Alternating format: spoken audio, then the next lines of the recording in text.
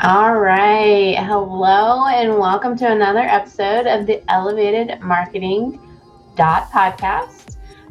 We are brought to you by Elevated Marketing Solutions. So, if you are new to the show, I am Jennifer, and I have with me Brenna. And this is the place you go where marketing gets simplified to drive real growth for your business.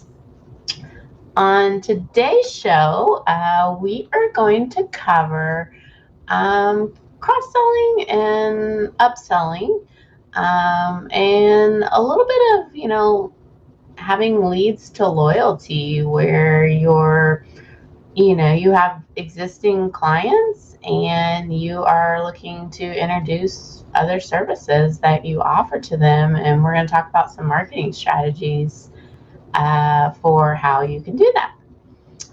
So let's have a little fun as we always do before we get started on marketing. What is something you've always wanted to learn? I have always wanted to learn how to play the guitar. And on my dad's side, they all play guitar. And my grandpa gifted me a guitar for my birthday one year. And I've got it, and I'm just like, I need to set time aside. I need to learn. I know they could teach me, but yeah. Well, that's definitely a fun one. Now I'm not sure I like my answer because it's not nearly as fun as yours. I'm Miss Learner over here. I've always wanted to learn a additional language, Mm-hmm. but I admittedly have never put any kind of effort, and I'm just not really sure what other language. I think it would just be cool to say, yeah, I know 4 languages. Yeah. Yeah. No, that's a flex. Yeah, that's definitely a flex. But that seems really hard. Every That time I is think, challenging.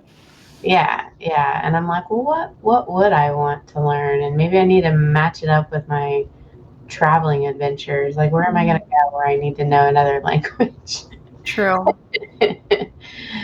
Okay. Um, let's talk about cross selling and upselling.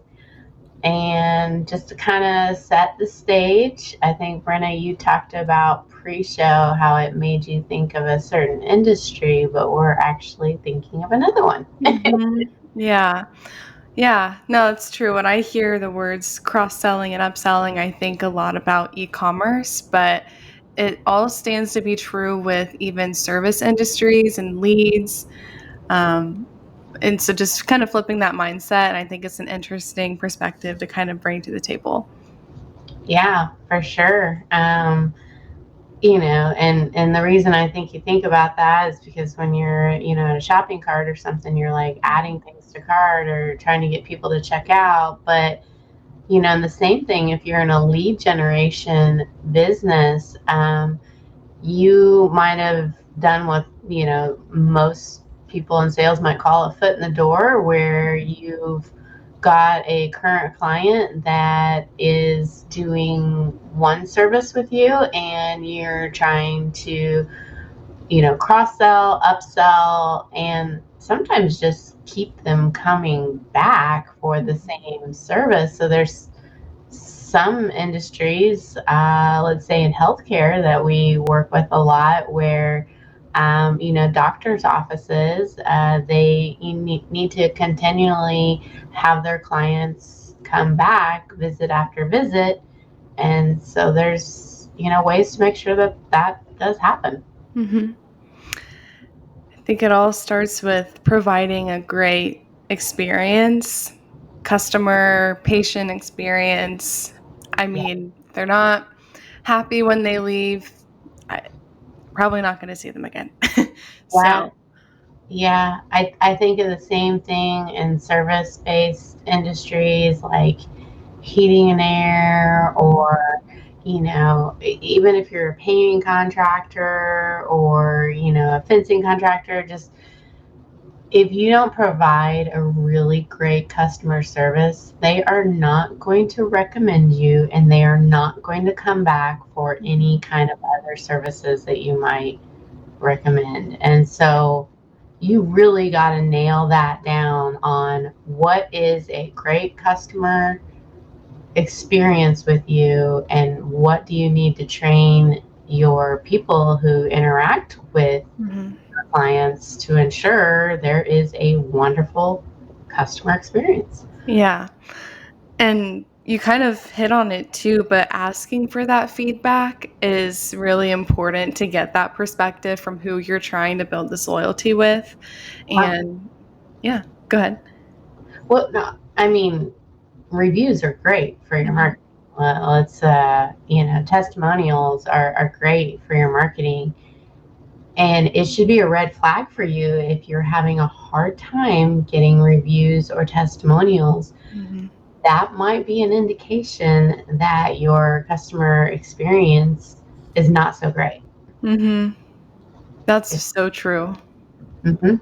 If people aren't willing to leave a review and they're not willing to immediately be like, yeah, I highly recommend them, you've got There's your problems. answer. Yeah.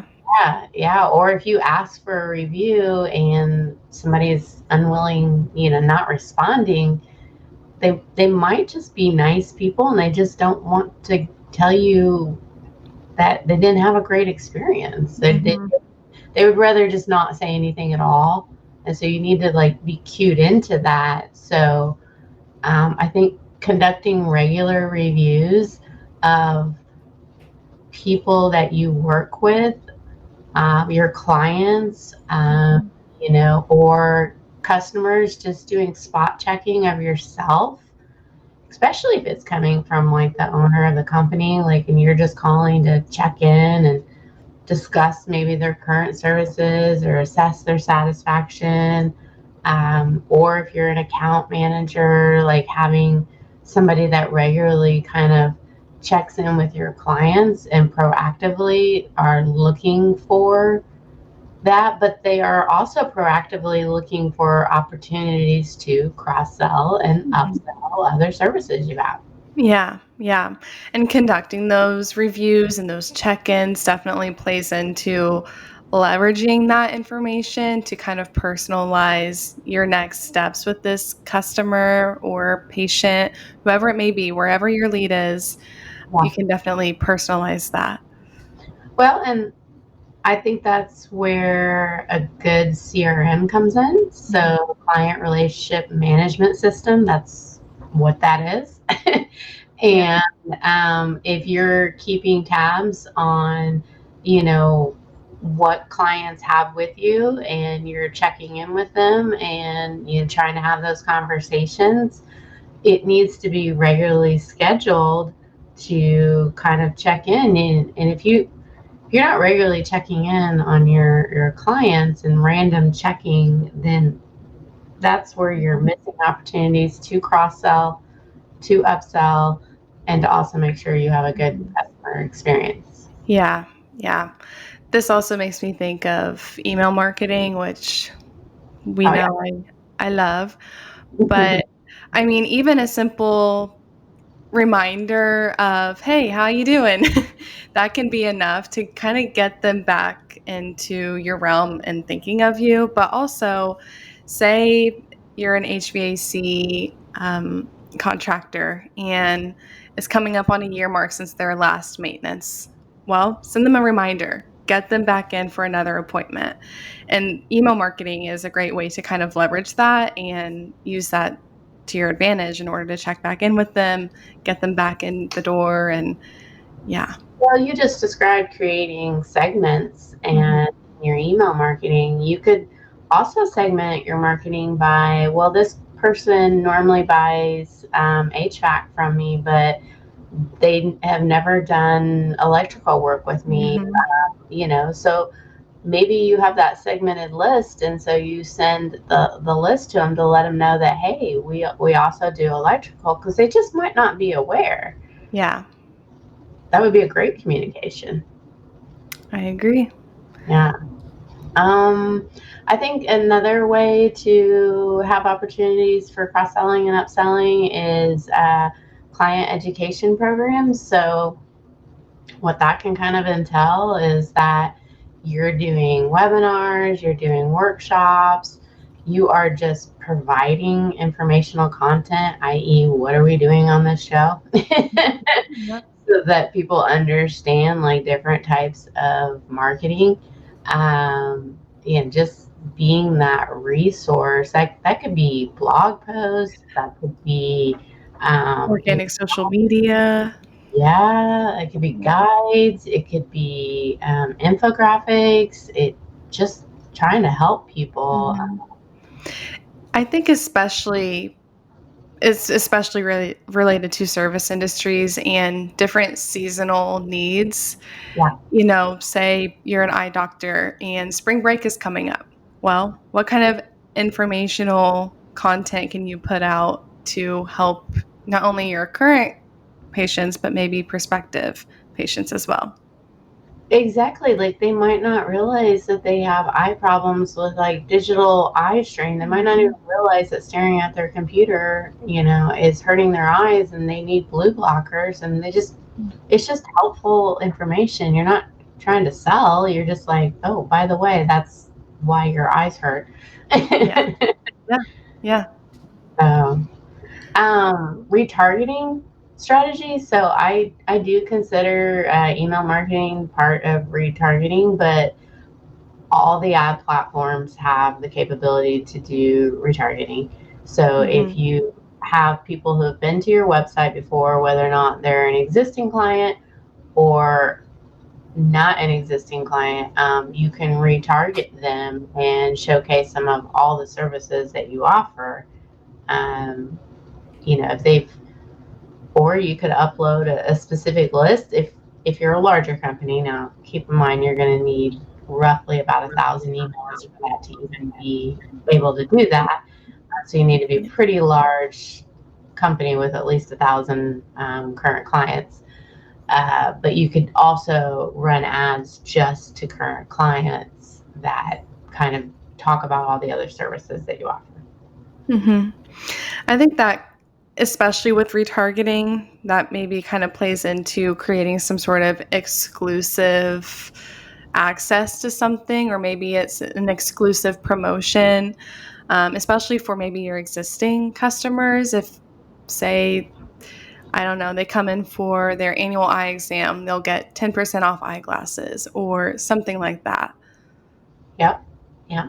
I think of our business coach client that has specific times a year that he meets with his existing clients and he goes through content to help them as a group. And it's Hmm. kind of offering a networking opportunity at the same time. So I think that's a way that he's using, some exclusive access to premium content based Yeah. on the fact that you need to be an existing client to show up to these. Yeah, that's a good example. Just thinking of like, we're a club. You should be a member. You could offer some sort of like referral program. So Mhm. maybe you are offering discounts to a current client if they refer you. So we had our painting contractor did this one time. Like, you got something off of your service by recommending someone else as well. Mhm. Uh, so that's a way. Yeah, yeah, and that upsell in itself, not only for your existing customer, but getting someone else in the door. We've also seen with like gift cards offering, say, an Amazon gift card, but I like the whatever off their next service better. Yeah. What about membership clubs? Hmm. Yes, I think of our HVAC, our maintenance client, where they provide HVAC services, electrical, refrigeration, water heaters. They have a VIP membership, and you can build on to that membership. Say you're mainly focused on HVAC, but you could use some help in the electrical department. You can build on in that membership. Um, and so when you're providing that, you're offering exclusive deals, but also there's a bunch of upsells in that as well. Yeah, because they're doing regular maintenance and they're coming out, and while they're doing that regular maintenance, it offers an opportunity for the technician to basically talk to you about things that are potentially wrong and that you might want to take a look at. And so that's Mhm. some great opportunity for cross-selling and upselling um, services. I think you could have time limited promotions if you want to, create some urgency. So maybe you want to offer a different service, and for a limited time, it's this much off, or you Mhm. get this much more. That's a way to increase cross selling and upselling. Um, Mhm. and I think Yeah. just showcasing client stories, like if you can talk about how you helped client B to client A with an additional like service, that's a great way to kind of upsell, because you're thinking of these ideas of, well, I helped this company with email marketing and we did this and that, but you're only currently doing organic social media with us. Mhm. So, you know, we can help you with that. And that's a great way Yeah. to kind of do it. I agree. Yeah. A lot of times with client success stories, it'll bring out other services that maybe other people don't know that you offer. And so, like you're saying, highlighting that will just add that emphasis. Yeah. I think if I'm just like wrapping in a bow, my favorite on the list, and we might be same favorites. You have to provide a great customer service experience. If you don't, then people aren't going to buy other things from you. They're not going to be loyal to you. They're not going to recommend you. And so, just taking a strong look at what is your service level like, that in itself will open up cross selling and upselling secrets. Like, I Mhm. just, all the other ones like support that, in my opinion. Um, what do you I think? agree. No, I agree. And we said it earlier on, and just using that feedback just for continuous improvement in that, like you're saying, it all kind of goes back to this customer experience, and making a good impression and a lasting impression is really important with that. Yeah, yeah. And so you should be regularly talking with your clients, asking for feedback. And if the feedback's not good, it's a learning moment. Mhm. It's Yep. like, okay, well, we weren't so good at that. So we need to work on that. And you take that opportunity to improve. Um, Sometimes people get frustrated by a negative review, but actually, it probably uncovered something that you may or may not been aware of. And so you need to talk Mhm. about like how to handle that situation better next time. Yeah. So Yep. all right. Well, I think that's it for today's show. If you are on YouTube, certainly hit that subscribe. If you're listening to the podcast, you can also subscribe. If you'd like to have all of these shows, if you're not wanting to, you can't catch us every week, you can certainly sign up for our newsletter by going to elevatedmarketing.solutions and going over to the socials page or the podcast page. And then certainly you can follow me, Jennifer Denny, on LinkedIn. We have a newsletter there as well. All right. Take care.